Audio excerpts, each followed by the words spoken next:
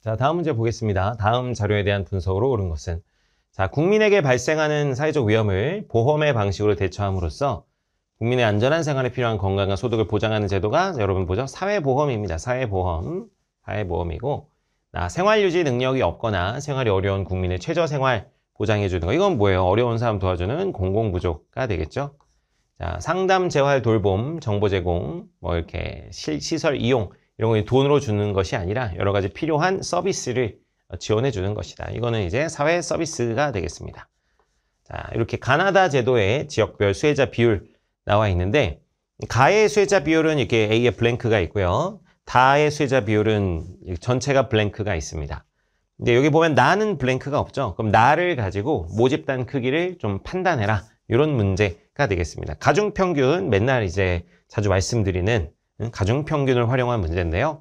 자, A에서의 나수혜자 비율은 3%, B에서의 나수혜자 비율은 6%. 그래서 3하고 6하고 섞었더니만 휘리릭 섞었더니 얼마가 됐다? 4가 됐다 이겁니다. 다시 이제 A의 수치는 3, B의 수치는 6. 그래서 두 개를 섞었더니 얼마가 됐다? 섞었더니 4가 됐다 이런 얘기입니다. 자, 그러면은 요 4라는 수치는 어디에 가깝죠? A에 더 가깝죠. 그래서 A의 모집단, A의 분모에 들어가는 것이 더 B보다 크다라는 걸 알 수 있고, 그래서 그게 2대1로 크다라는 걸 알 수 있습니다. 여기서 A와 4 차이는 1이고요. B하고 4 차이는 여기 2죠. 그래서 여기 1대2인데 모집단의 크기는 그걸 역수로 바꿔준 것이기 때문에 그래서 A 지역의 모집단, 즉 A 지역의 해당 인구가 B 지역의 해당 인구보다 2배 더 크다라는 것을 판단할 수 있습니다. 여러분 이거 가중평균의 기본적 활용인데요. 이 정도는 이제 따로 가중평균 개념 제가 또 찍어 놓은 거 있으니까 이렇게 검색하셔가지고 이제 찾아서 혹시 이해가 안 되시면 찾아보시기 바랍니다. 그래서 가중평균 개념 활용해서 A는 모집단이 200, B는 100이라는 것 확인했고 그럼 전체의 모집단 크기는 얼마다? 300이다 라는 것을 확인했습니다. 자, 그러면은 이제 사실 기억하고 니은도 가중평균으로 하면 또 간단하게 바로 나오거든요. 그럼 여기 8하고 10하고 차이 나니까 여기 2 차이 나죠? 근데 그러면은 A는 이것과 더 가까워야 하니까 그러면 여기는 이제 1 차이가 나야 됩니다. 기억하고 여기 10하고는 1 차이가 나야 된다. 그러면은 이 8은 10보다 작으니까 기억은 이제 10보다 커야 됩니다. 왜냐하면 이 기억하고 8 사이에 10이 있어야 되기 때문에 이 10이 8보다는 크니까 기억보다 작아야 되거든요. 그러니까 기억은 10보다 1 더 큰 얼마가 된다? 11이 됩니다. 혹시 뭐 이해 안 되시면 제가 좀 또 다르게 푸는 방법도 하나 알려드릴게요. 일단 가중평균으로 해보면 자 여기도 계속 보면 10하고 7인데 여러분 이것도 좀 센스로 한번 봐봐요. 10하고 7인데 그럼 니은은 그 10하고 7 사이에 들어가야 되는데 A 쪽에 더 가깝게 2대1로 A 쪽에 가깝게 들어가야 되니까 그럼 얼마가 돼야 된다? 9가 돼야 된다. 그럼 여기 1 차이 나고 여기 2 차이 나고 이렇게 이해되시나요? 이렇게 하시는 문제입니다. 가중평균을 활용해서. 여러분 혹시나 요거 이제 기억 니은 구할 때 선생님 도저히 저는 헷갈립니다 이러면은 여러분 그냥 아예 이 수급자 이 수혜자 수를 구해서 하는 방법도 있거든요. 그거 그렇게도 알려드릴게요. 봐봐요. 여기 100A인데 8%예요. 그럼 여기 몇 A? 8A죠.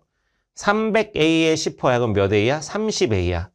여러분 그러면은 A랑 B랑 더해서 30A가 돼야 되잖아요. 그럼 여기 얼마? 22A가 됩니다.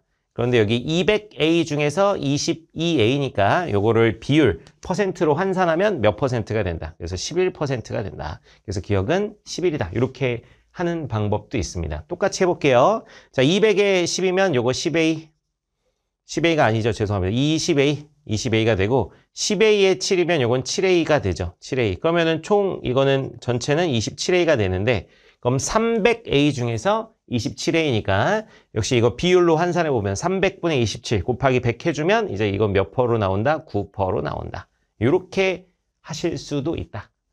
편한 쪽으로 하면 되는데 물론 가중평균으로 하는 것이 좀 더 빠르고 여러분 직관적으로 할 수 있는 방법이긴 합니다. 혹시 그게 잘 이해가 안 되시면 이렇게 수 구해서 이제 채워넣는 방법도 있다 정도 인지해 두시면 되겠습니다.